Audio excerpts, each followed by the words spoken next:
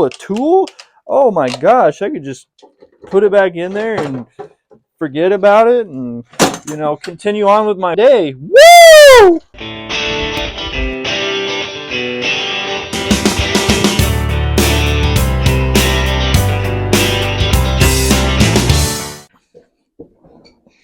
Welcome back to another episode. Today I'm going to be showing you guys how to install actual functioning brake light on your mini bike. As long as you got hydraulic disc brakes on your mini bike, you should be able to install this modification. It's fairly simple. It's under $100 and I think it's pretty cool. It's almost a must-have, especially if you're riding with friends or, you know, you're going to an ORV park with these things. So let's get started. The things you're going to need, I'd recommend, you know, how much? 40 feet of wire. That's enough. I got 18 gauge here and 16 gauge. Either one will work. It's thin enough. Pretty much get any choice of brake lamp that you'd like. This one's got blinker functions. We also have one like this, but this guy's a little bit easier to mount. You're gonna want butt connections. So we got ones that are easily replaceable, and then I have some here that we can also use as well. It's advised to get, what is it? It's advised to get the heat shrink kind because those are a little more waterproof when you put them under flame. Wire cutters, crimpers, you know, all that sorts. Even just a basic pair of pliers will do just for your basic job. Conduit is going to be a good one. This is going to protect all your wires and keep everything nice and pretty looking. A cheap power tool that's, you know, this guy was $10. Bought a battery. I have a charger and whatnot. I modified it, took it apart, just pretty much extended the positive negative wires to like here so we can actually hook it up, and then the tool is still usable. So we'll slide this into the box, and then whenever he wants to, you know, pull it out, use it for a flashlight because that's what the main function is. We can just unplug it and not touch the mains. Anyway, you can just unplug it and, you know, use it as a lamp, and then you plug it back in and it's got power to the bike again. So good idea. It's not advised. We're not gonna try to run these batteries dead because they don't have any like, when you kill them, you're not supposed to charge them because they can explode or cause damage to the battery. So as soon as it gets to one indicator, we're gonna swap out batteries. Lots of zip ties. I don't have that on the table, but I got them in my toolbox and wherever. Banjo bolt brake light switch. I'm gonna put the link in the description for this guy. Pretty much the same as a banjo bolt, except it's got a pressure switch in there, so when you apply the brakes, it completes the circuit. You get lights. You're of course going to need .3 or .4 fluid. Pretty much when you pull the banjo bolt out of the caliper or the reservoir here, it's going to drain some fluid. We like to do it from the reservoir here because that's just the tallest place. If you do it at the caliper, usually it drains all the fluid out of the system, and it takes a little bit longer to reprime the system. So it's easier to do it from the reservoir, takes less time. Any kind of screwdriver that's not messed up with fuel line, any kind of screwdriver, because you got a Phillips head on this reservoir here. We also have mechanical switches to turn on the headlight. The brake light's always going to have power, but it's not going to be constantly illuminated, only when the switch is activated. And then of course we're doing a fuse in that series as well. And then last thing you need is pretty much some patience and a mini bike with hydraulic brakes on it. All right, so for the first step, we're going to remove this seat and probably this bag. I want to run the length of wire all the way through the bike, pretty much to the headlight and to the brake light. You want to run a little bit more length than you think you would. That way you can cut down if you need to, or if you want to tuck it in certain places, you have the length to do so.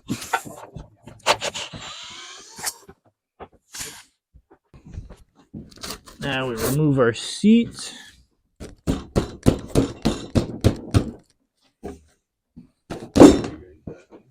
Nice.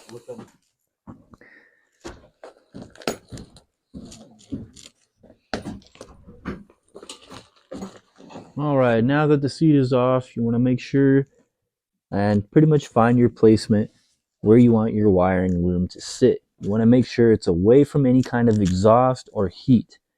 So our exhaust is new, so it's going to come out right here. Where do you want it, John? Do you want it On the exhaust side or the intake side? Put like one zip tie here and one right around here.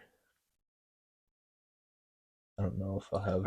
I see what you mean though, but right where that bracket comes across, zip tie it all like the throttle and the loom to that. Yes, and then that where the wiring itself will come down here, go under and through the bottom of the box, Okay. and then the batteries inside there. First step is complete. We got everything off. Looks like we can gain access to pretty much everything we can. It's where we need to be. Second step is you're going to install your headlight and your brake light in your desirable spot. So you don't want it super low, you don't want it super high. Headlamp on John's bike has been installed already. It's pretty much ready to go. We're just going to install the rear brake light, kind of offset, just to give it a little bit of a better vibe. And we'll get her wired up. We'll get to the third step there, but definitely got to get our hardware mounted first. All right, so here's a look at John's headlight, and it's a little weird, but I kind of like it. It's very different.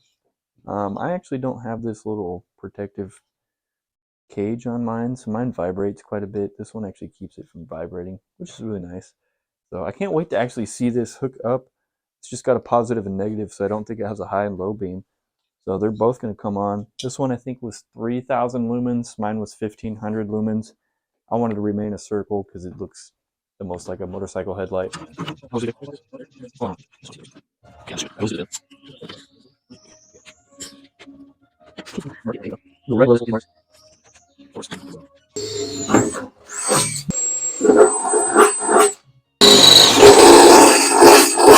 you seen the shot?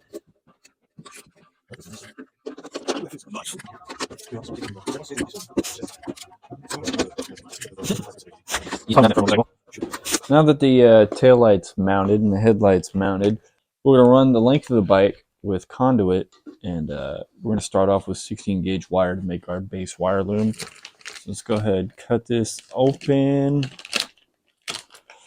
This stuff might stink. Keep the bag because you're going to have to put some back maybe. Alright. Something kind of like that. Maybe a little bit of excess right here. So now we got our conduit, the length of the bike from taillight to headlight. We're going to do the same thing with our spool here. So pretty much just like that, leaving a little excess. And then I'm going to do the same thing here. Wiring can suck sometimes. Right. So I think that's a good base right there. What we're going to do is cut right here. Well, I'm just going to say I'm lucky because I saw where it fell. And right here. So now we have two wires for our wiring loom. One's going to be positive, one's going to be negative. I'm going to put some black tape on one, that way we know it's negative. Alright, so we do need to install the banjo bolt, and we got to do that outside because we don't really have an appropriate bucket to catch any of the fluid. We're going to do it with the right side brake.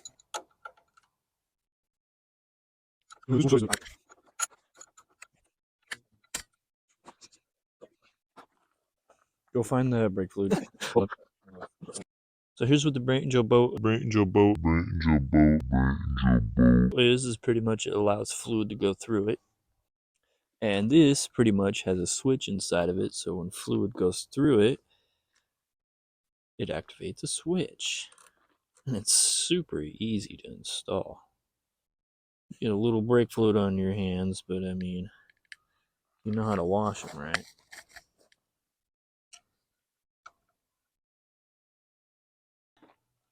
You gotta twirl it around while it's being put on there. Want to make sure it's snug and not super tight because you don't want to destroy the little O-rings on those gaskets. Yeah, to the top. And then now we're going to pump. Okay, we got no bubbles, so we're going to install the top here. Yeah. Just like that. Get everything mocked up here. So first we're going to take our battery powered thingy and we're going to fuse it. Make sure we don't get any nasty overdraw currents or whatever you call it.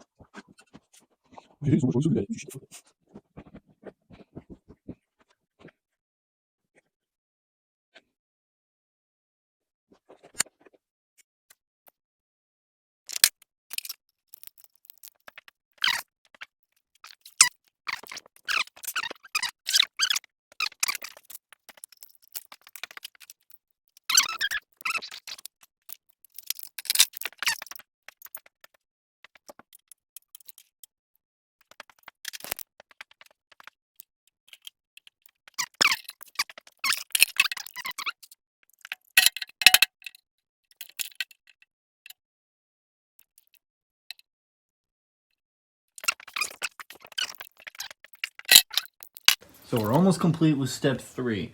And I forget how to wire the banjo bolt sometimes, but it's a simple switch. And what do you do with switches? You wire them in line on your positive. So that's what we've done here. Yeah, it looks like a mess, but we're just testing everything. So John, go ahead and put the battery in there. Just be careful of the connections. Make sure it's not like touching anything in the middle. Hold up. Okay, go. Looks pretty good, not gonna lie, I'm liking it. Looks a lot better than my brake light, but who knows, I might get this one too. This one's pretty sweet. I black out the outside of it to get rid of that stupid license plate label.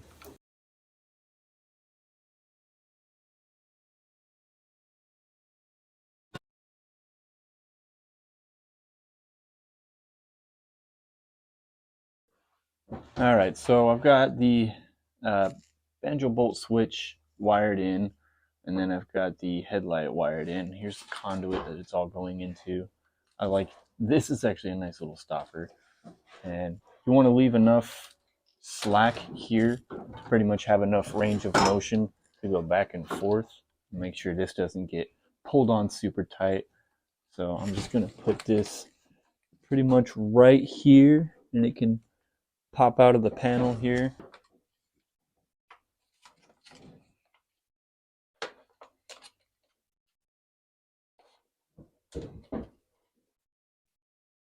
Yeah, look at that. Now with the panel installed, you can even see this little notch here. You get a lot of range of motion and no bindage. So now we're going to use zip ties. We're going to zip tie the loom along the frame. We're going to put it in this little notch here because when you put the seat on, it has 2 little hooks that hook on here, and I just don't want the chance of it, pinching anything. So it'll be nice right here. That's how my bike is, except it's on the exhaust side. So let's go ahead and get zip tying. You want to zip tie it loosely. That way you can adjust enough slack. So I'm just going to put one. It's going to go something kind of like that.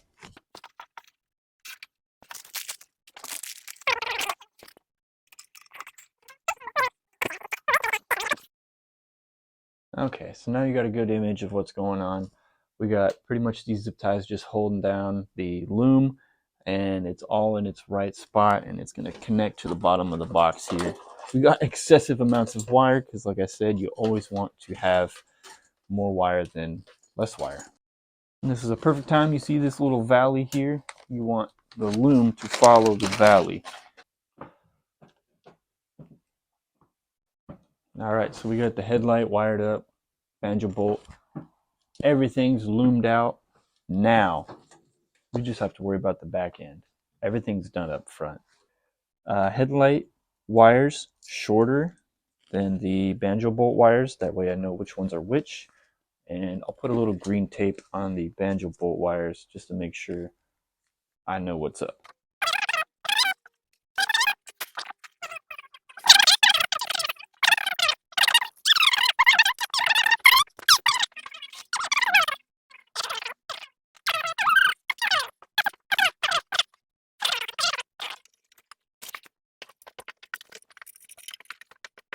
Everything's in the box here. I need to put some tape around the wires to make sure it doesn't rub through and electrify the box. So this is going to be headlight, this is banjo bolt, and this is brake light.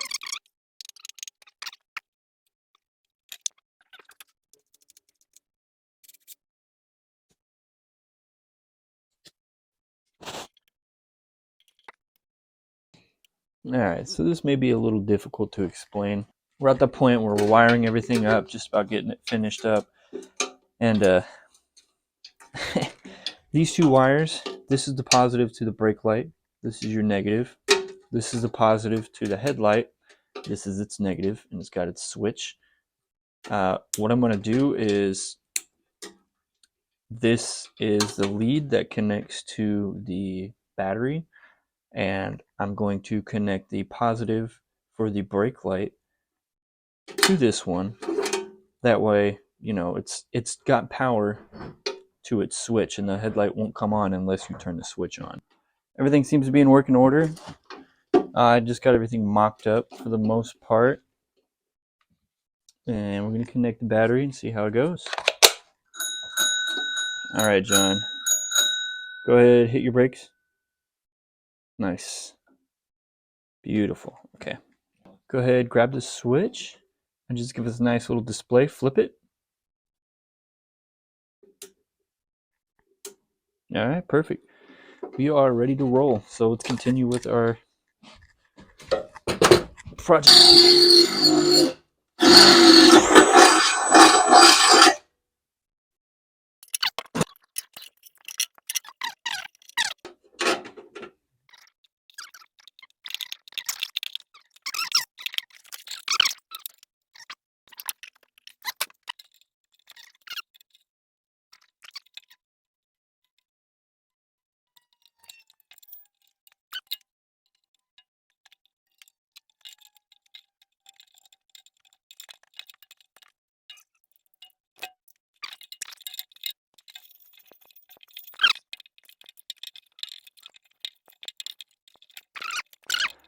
Alright, so we got the whole loom in there.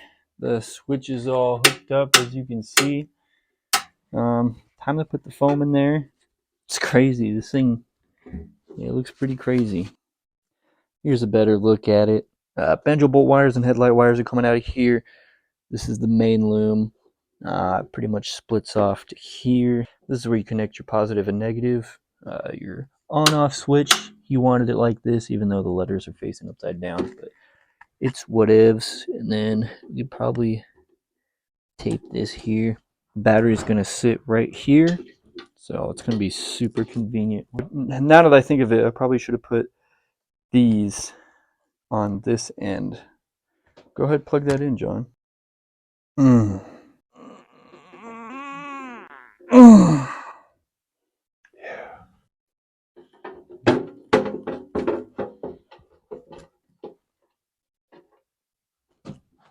Look at that.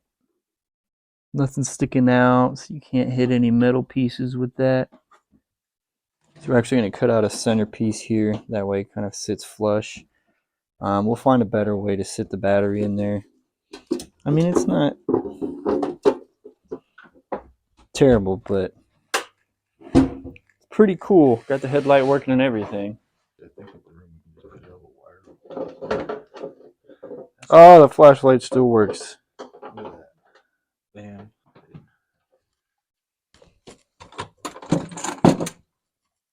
Yeah, it's off right now.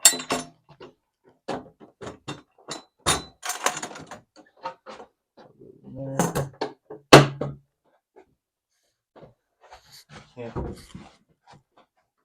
Nothing. Bang. That looks so good. All right, ladies and gentlemen, that's the last step. You just make sure everything works. This thing is ready to go. I have nothing more to say. I'm not kidding. Brake light works. Sick, dude. Freaking headlight works. We got multiple batteries to go ride. I'm actually excited. Hella excited. It's pretty cool, John. I did that pretty easily. Some fine work, friends. Some fine work. Oh man. Oh, I think I got a flat tire. I need to use this.